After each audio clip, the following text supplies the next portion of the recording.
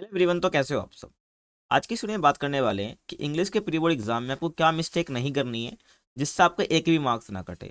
अगर आपको सब कुछ भी आता है और आप इन बातों का ध्यान नहीं रखोगे तो आप अपने पक्के मार्क्स गवा बैठोगे, क्योंकि अगर बच्चा सब कुछ पढ़ भी लेता है ना और इन बातों का ध्यान नहीं रखता है तो उसके मार्क्स भाई कटेंगे ही कटेंगे। ठीक है। अब वो बातें बातें कौन कौन सी जो आपको ध्यान रखनी है एग्जाम लिखते वक्त, है ना, और कौन कौन से बातों को ध्यान रखना है वो आज आपको बताने वाला हूँ।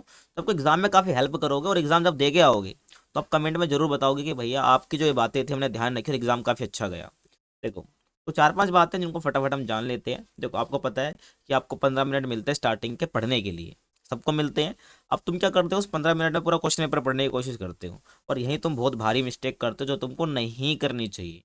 जो स्टार्टिंग के 15 मिनट तुमको मिलते हैं ना, उसमें क्या करना है, सबसे भाई पहला रीडिंग सेक्शन का पैराग्राफ उठा लो। ठीक है। तो जो पैराग्राफ है ना, उसमें देखो कौन से आप क्वेश्चन पढ़ो उसमें। ठीक है, जो आपको दे रखे हैं 10 से 12 क्वेश्चन आपसे पूछे जाते हैं, तो उसको आपको पढ़ने हैं।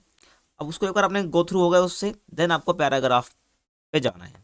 अब पैराग्राफ पे आप जाओगे क्योंकि अब आपके मन में वो 10 क्वेश्चन फ्रेम है कि भाई जो आपसे पूछे गए हैं। देन आप पैराग्राफ पढ़ोगे तो उससे आपको आइडिया मिलेगा कि हाँ भाई कौन कौन से क्वेश्चन पूछे हैं, देन उसका आंसर कहाँ कहाँ से मिल सकता है। ठीक है। तो समझ आ गया। तो रीडिंग सेक्शन कैसे करना है मैंने आपको बताया। तो पहले क्वेश्चन पढ़ना है, देन आपको पैराग्राफ पढ़ना है। तो 15 मिनट को यूटिलाइज करना है, इसको वेस्ट नहीं करना है। ये जो बाकी के क्वेश्चन है वो तो आप करते वक्त भी पढ़ोगे, तो 15 मिनट क्यों उसमें आप वेस्ट कर रहे हो। ठीक है। सबसे पहले आपको रीडिंग सेक्शन 15 मिनट जो मिलेंगे उसमें करना है। ठीक है। लेकिन अगर जब बात आई, जब आपके 15 मिनट खत्म हो रहे हैं और जब आपको स्टार्ट करना है अपना एग्जाम, तो स्टार्ट आप करोगे राइटिंग सेक्शन से। आंसर पहले मार्क कर लेना भाई पैराग्राफ के अंदर। लेकिन जब आपका पेपर लिखने का टाइम स्टार्ट हो जाता है, देन आपको राइटिंग सेक्शन में स्विच कर जाना है। राइटिंग सेक्शन में स्विच करोगे डायरेक्ट। ठीक है। जिसमें आपको नोटिस आता है, इनविटेशन एंड रिप्लाई आता है, लेटर आता है ना, रिपोर्ट एंड आर्टिकल आता है। तो ये सब आप आते हैं ना भाई। अब करना है। अब राइटिंग सेक्शन की टेंशन आपको नहीं लेनी। राइटिंग सेक्शन के मैंने प्रॉपर वीडियो बनाई है, लगभग 40 मिनट की वीडियो है, जिसको आप देख जाओगे आपका राइटिंग सेक्शन पूरा कवर हो जाएगा। मैंने फॉर्मेट एग्जाम्पल के साथ बता रखा है पूरा, इसमें आपको प्रॉपर समझ भी आ जाएगा कैसे लिखना है। ठीक है। उसमें मिस्टेक आपको नहीं करनी है और राइटिंग सेक्शन में पूरे मार्क्स आसानी से लिए जा सकते हैं। और राइटिंग सेक्शन सबसे जल्दी होने वाला पार्ट है, जिसमें आपको सोचना भी बहुत कम पड़ता है, क्योंकि सब कुछ पहले से ही तय होता है, बस आपको उसमें डिटेल्स फिल करनी होती है। तो यहाँ पर आपके मार्क्स कटने के चांस बहुत कम रहते हैं। यहाँ तक समझ आया। अब आप राइटिंग सेक्शन पहले कर दोगे, अब आपके मन में सवाल आ रहा होगा यार, ऐसे तुम्हारा क्वेश्चन का जो ऑर्डर है वो मिसमैच हो जाएगा। देखो, क्वेश्चन ऑर्डर का मिसमैच से तुम्हें कोई फर्क लेना देना नहीं है। तुम्हें बस ध्यान रखना कि तुम्हारे आंसर सही हो, टाइम पे हो जाए तुम्हारा पेपर। ठीक है। तो क्वेश्चन के ऑर्डर से कुछ मैटर नहीं करता, वो टीचर की टेंशन है कि भाई वो चेक करना है उसको। ठीक है। बस तुम्हारे आंसर सही होने चाहिए। तो अगर तुमको सेक्शन बी पहले आता है तो पहले सेक्शन बी करो, सेक्शन ए पहले आता है वो करो, लेकिन सेक्शन ए में तुम्हें टाइम ज़्यादा लगेगा, ये श्योर हूँ मैं। तो इसलिए पहले राइटिंग सेक्शन तुमको करना है। अब फिर जाना है तुमको लिटरेचर सेक्शन। इस पर जाना है, लिटरेचर सेक्शन में जाओगे। अब लिटरेचर सेक्शन में भी आपके कुछ चैप्टर्स से आपको पता है पैराग्राफ आ जाते हैं छोटे छोटे, जिसको हम सीन पैसेज भी कह देते हैं। और पोएम से भी आ जाता है आपका, जिसमें आपको आंसर ढूंढने होते हैं। अब इसमें भी ना मेरी बात मान के एक, क्या वो यूट्यूब से देखो कहीं से भी देखो, जो लिटरेरी डिवाइस होते हैं, क्या बोला मैंने, लिटरेरी डिवाइस होते हैं, उसको कंप्लीट कर दो। 10-12 मिनट की वीडियो को कहीं भी मिल जाएगी। उसको आप देख लोगे ना, तो लिटरेरी डिवाइस से क्या होता है, तो आपसे 1 मार्क में पूछ लिया जाता है कि इसके अंदर, इस सेंटेंस के अंदर कौन सा लिटरेरी डिवाइस यूज़ करा है पोएट ने। तो ऐसे क्वेश्चन बनता ही बनता है, 1 मार्क्स का हर बार बनता है। ये आपको पता होना चाहिए। तो लिटरेचर सेक्शन में जो आपका क्वेश्चन आते हैं तीन पैसेज वाले, तो बहुत इंपॉर्टेंट होते हैं। इसमें आपको मार्क्स इजीली गेन करने हैं, कटवाने नहीं है। उसके बाद आ जाता है भाई आपका फ्लेमिंग और विस्तार से लॉन्ग और शॉर्ट क्वेश्चन आ जाते हैं। अब 2-2 मार्क्स से क्वेश्चन होते हैं, है ना, शॉर्ट वाले। अब उसमें ना आपको 10-10 लाइन नहीं लिखनी है, आपको 3 से 4 लाइन लिखनी है, जिससे आपका वो 2 मार्क्स का जो क्वेश्चन है प्रॉपर पूरा हो जाए। अब उसमें 10-10 लाइन मत लिखो, टाइम जाएगा।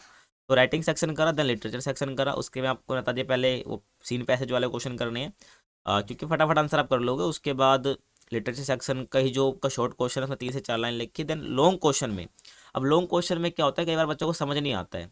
कोई बात नहीं, समझ नहीं आया तो क्या हो गया, आपने वो चैप्टर तो पढ़ा है, उस चैप्टर के रिलेटेड आपको जो पता है आप उसके बारे में लिख के आओ। टीचर आपको 5 मार्क्स में से कम 2-2.5 मार्क्स जरूर दे देगा, क्योंकि लॉन्ग क्वेश्चन में ऐसे ही होता है कि घूम फिर के कहीं ना कहीं हमको क्या स्टोरी ही लिखनी होती है उसकी, ये आपको पता होना चाहिए। ये तो लिटरेचर सेक्शन कैसे करना है ये बता दिया हूँ मैं आपको, है ना। अब रीडिंग सेक्शन, ये रीडिंग सेक्शन करना है आपको लास्ट में। सबसे लास्ट में आपको रीडिंग सेक्शन करना है। अगर स्टार्टिंग में छेड़ दिया ना तो पूरा टाइम आपका बर्बाद हो जाएगा, ध्यान रखना, क्योंकि आप सोचने में ही टाइम बर्बाद कर दोगे।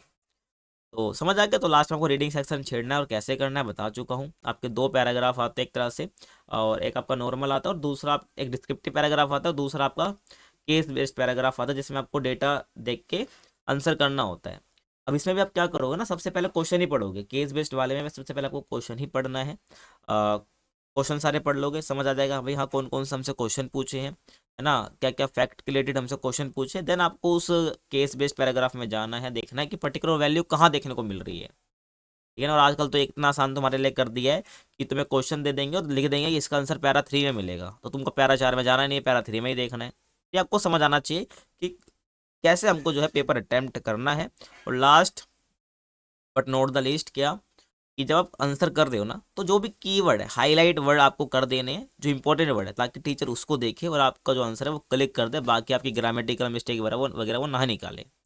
समझ आ गया। तो मेन कीवर्ड अंडरलाइन कर दोगे तो तुम्हारा आंसर और अच्छा दिखेगा, ठीक है। और एक बात और जो मैं यहाँ पे मेंशन करना भूल गया, क्या, जब आप आपका एक आंसर खत्म हो रहा है ना तो 2 लाइन छोड़नी है। क्या छोड़नी है भाई? 2 लाइन छोड़नी है।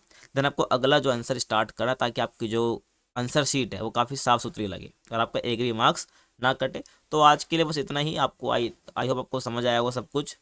फिर भी कुछ डाउट है, कुछ समझ नहीं आ रहा है तो प्लीज़ कमेंट करके बता सकते हो आप, ठीक है। और चैनल को लाइक शेयर सब्सक्राइब कर सकते हो अगर मेरी बातें पसंद आई हो। बाकी मिलते हैं किसी और वीडियो के साथ, तब तक के लिए थैंक्स फॉर वॉचिंग।